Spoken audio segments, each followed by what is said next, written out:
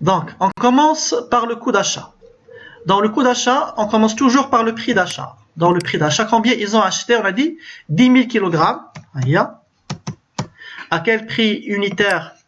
À 5 dirhams. Le kilo, ça va donner, si on multiplie 10 000, on va la multiplier par 5. Ça donne 50 000. Ensuite, dans les charges indirectes et dans les frais d'approvisionnement, comment on fait? Puisque j'ai une seule matière première, qu'est-ce que je vais faire? Dans la quantité, je vais mettre toujours le nombre que j'ai ici dans le tableau de répartition. 10 000. Les handif l'achat, dans le prix unitaire, qu'est-ce qu'on va mettre? On met toujours le coût d'unité d'œuvre qu'on a dans le tableau. 2,46. Et dans le montant, je mets toujours les 24 602 que j'avais ici dans le tableau. Puisque on a dit une seule matière, donc je vais juste recopier les montants que j'avais dans le tableau. Les charges indirectes. Est-ce que c'est bon? Oui. Après, on fait la somme. La somme des montants. Oui. Bien. Donc, dans le coût d'achat, je reprends la quantité achetée. 10 000. Je vais la prendre et je vais la remettre ici. Toujours, on prend celle-là et on va la mettre ici dans le coût d'achat. Et à la fin, on va diviser les montants par la quantité pour avoir le coût d'achat unitaire. Voilà. Donc, comment on calcule le coût d'achat? Est-ce que c'est bon pour le coût d'achat pour tout le monde? On passe maintenant au CIP. Très bien. Maintenant, on passe au CIP. Dans le CIP, le compte d'inventaire permanent, on cherche à évaluer les stocks et de suivre leur mouvement, à savoir les entrées et les sorties. Et on commence par quoi? On commence par le stock initial. Le stock initial des matières premières. Combien on a dans le stock initial des matières premières? 3000 kg à 9 dirhams le kilo. 3000. Donc 3000 kg à 9 dirhams le kilo. 26. Ça va donner 27 000. Ensuite, dans les entrées, on prend quoi? On prend la dernière ligne du coût d'achat, toujours. Dans les entrées, on va recopier la dernière ligne du coût d'achat, sans modification. Pourquoi? Quand est-ce qu'on a dit on fait entrer une matière première dans le stock? On fait entrer une matière lorsqu'elle est achetée. Et avec quel coût? Avec son coût d'achat, qui regroupe toutes les dépenses ou bien toutes les charges liées à l'achat. Et après, on fait la somme des montants et la somme des quantités pour avoir ce qu'on appelle le coût moyen unitaire pondéré de fin de période. Le CMUP de fin de période. La somme des montants, ensuite la somme des quantités du stock initial et des entrées. Et on va diviser les montants par la quantité pour avoir ce qu'on appelle le CMUP, le coût moyen unitaire pondéré. Mais ici, vous allez remarquer que dans l'énoncé, ils n'ont pas demandé d'établir le CIP. Ils n'ont pas demandé de faire le tableau pour le calcul du CMUP dans le CIP. Donc, dans ce cas-là, si on ne vous demande pas de faire le CIP, on peut chercher que le CMUP. Le CMUP, sans passer par le CIP. C'est bon? Ce qui nous intéresse, c'est ce montant-là, ce prix unitaire, 7,82. Et comment on va faire pour chercher le CMUP? Le coût moyen unitaire pondéré, bien sûr, de fin de période. Bien, bon, pour ne pas vous perturber, je mets que CMUP, coût moyen unitaire pondéré, c'est quoi? C'est, la formule, c'est quoi? C'est stock initial plus entrée. Stock initial plus les entrées. Oui, en valeur. En valeur. Stock initial plus les entrées en quantité. Voilà, stock initial et entrée en quantité. Donc, vous, dans le contrôle, si... Donc, il ne vous reste pas assez de temps, vous pouvez chercher que le CMUP. sans passer par le CIP. Mais si on vous demande d'établir le compte d'inventaire permanent, là, il faut absolument passer par le tableau. Sinon, on peut chercher que le CMUP directement, sans passer par le tableau, pour ne pas perdre beaucoup de temps. Pour gagner du temps, comment on fait? Le stock initial, puis entrée. Combien j'ai dans le stock initial? 3000. Voilà, 3000 multiplié par 9, c'est la valeur du stock initial. Et la valeur des entrées, on prend le coût d'achat directement qu'on a ici. Combien? 74 602, 43. Et on divise par quoi? Par le stock initial et entrée, mais en quantité. En quantité. Autrement dit, 3000 3000 plus 10 000. 3000 plus 10 000. Très bien. Voilà comment on calcule le CMUP directement, sans passer par le tableau. Donc, si on fait le calcul, normalement, le CMUP sera égal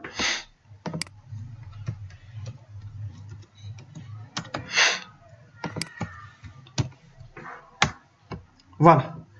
Si on arrondit, c'est 7,82. Ensuite, maintenant, on passe à la deuxième partie du CIP, dans laquelle il faut chercher les sorties. Les sorties de matière, c'est toujours la consommation de matière. Et combien ils ont consommé de matière? Ils ont consommé 12 000. 12 000, on va la multiplier par le CMUP, qu'on vient de calculer, 7,82. Voilà, pour avoir le montant des sorties.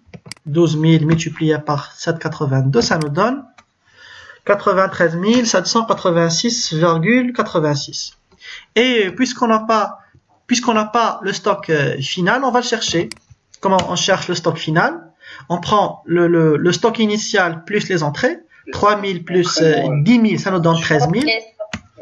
Moins les sorties, moins 12 000, il reste combien? 1000. Il reste 1000, pardon. 1000. Donc 13 000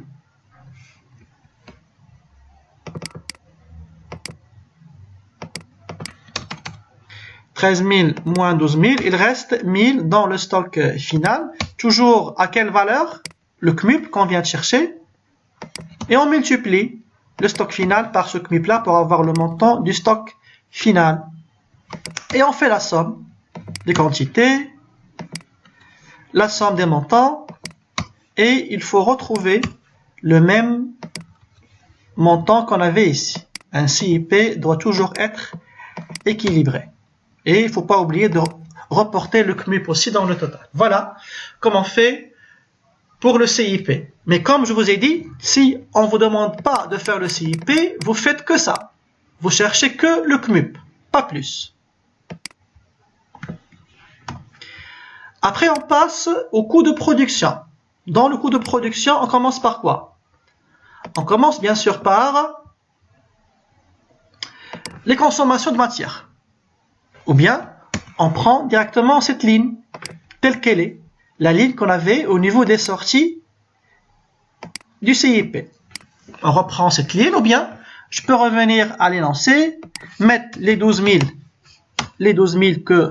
qu'on avait ici, dans les données, et là, je reprends le CMUP, bien sûr, si on n'est pas passé par le CIP.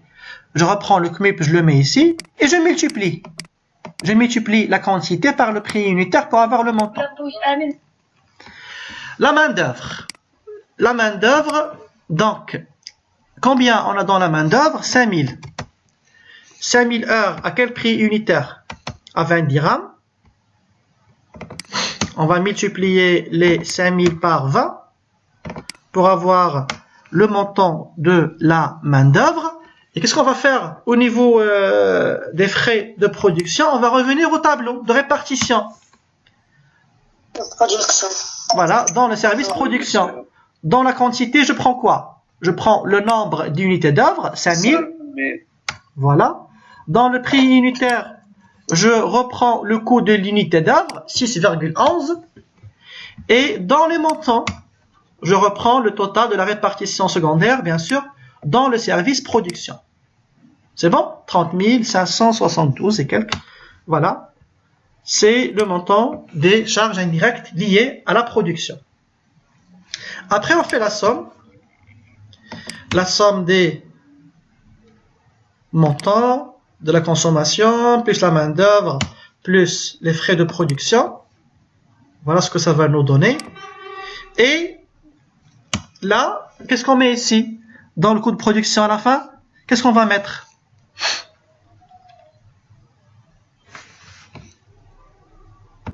Voilà, donc là, on a dit, on met 5000. Pourquoi 5000? C'est la quantité produite. Ils ont produit 5000 unités de paix. Et à la fin, on va diviser les montants par la quantité pour avoir le coût de production unitaire qui sera égal à 44,87. Donc, est-ce que c'est bon pour le coût de production? Après, on passe au CIP des produits finis, ou bien le CIP du coût de production.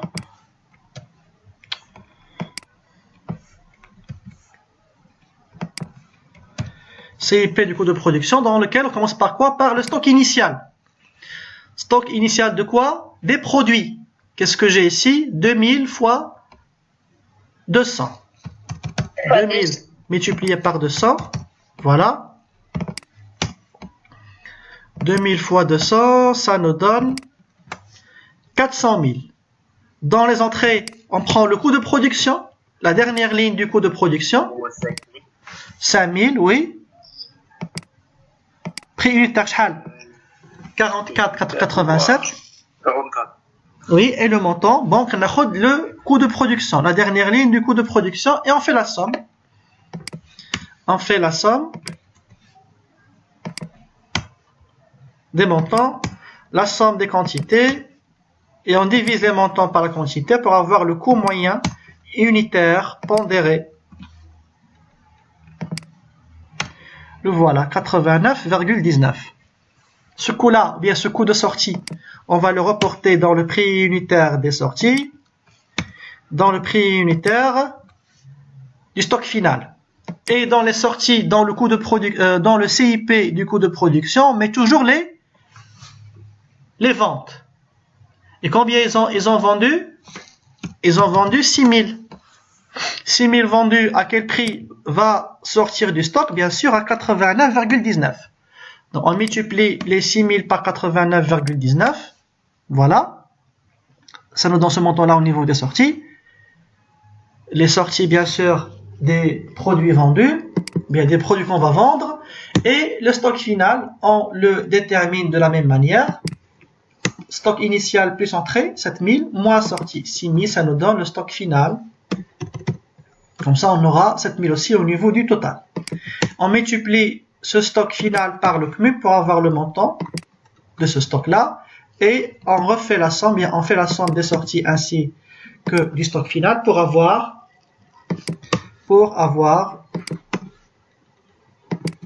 voilà, le CMUP. Voilà donc le CIP des produits finis.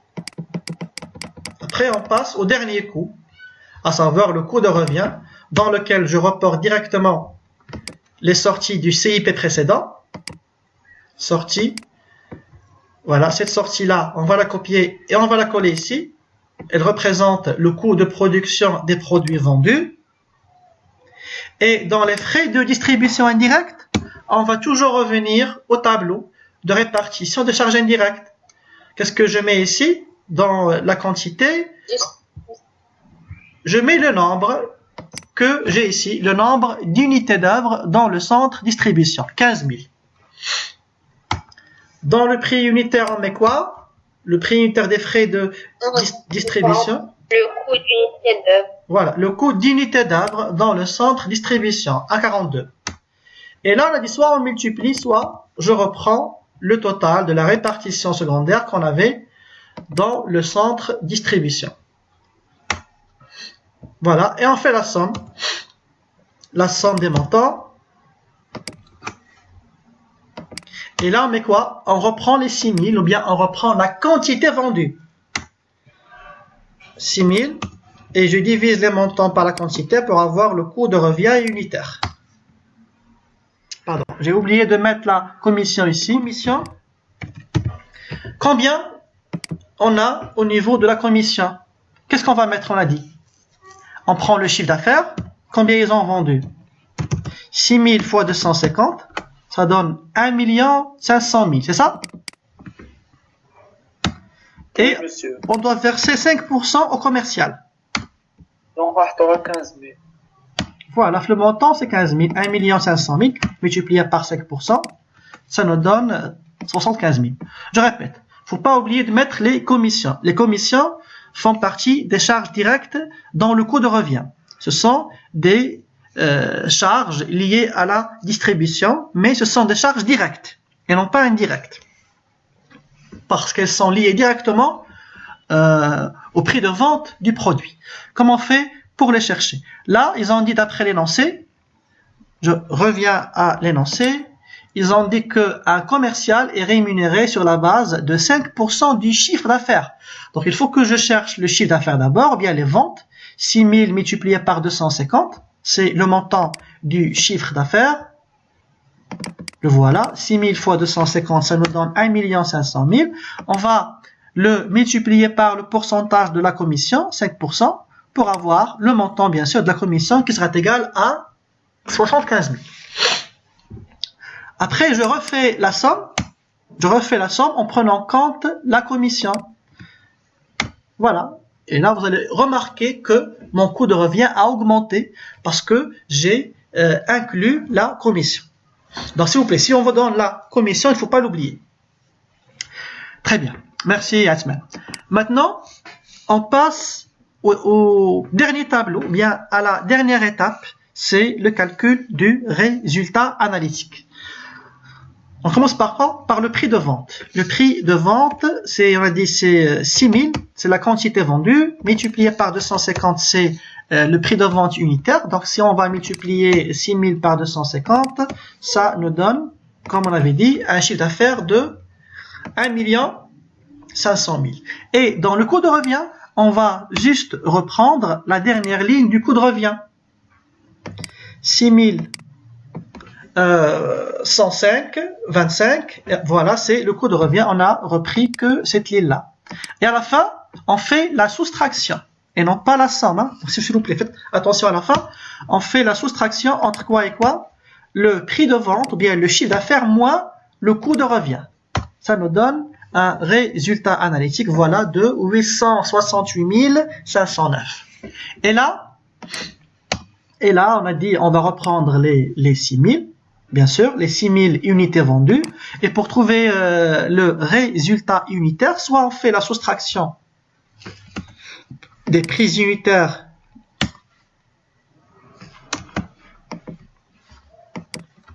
voilà, ou bien on divise ça par ça. Ça donne la même chose. Voilà donc l'ensemble des étapes qui nous permettent de déterminer les coûts. Et surtout le coût de revient. Et là, c'est un exemple général dans lequel vous avez d'abord, on a le calcul des charges de la compta analytique ici, dans la première étape. Et voilà, c'est ou bien le passage de la compta générale vers la compta analytique. Ensuite, on a traité les charges indirectes. Voilà. Et après, on a cherché les coûts. Bien sûr, en évaluant les stocks de matière, les stocks de produits finis, voilà, et à la fin, on a pu déterminer le résultat analytique d'exploitation.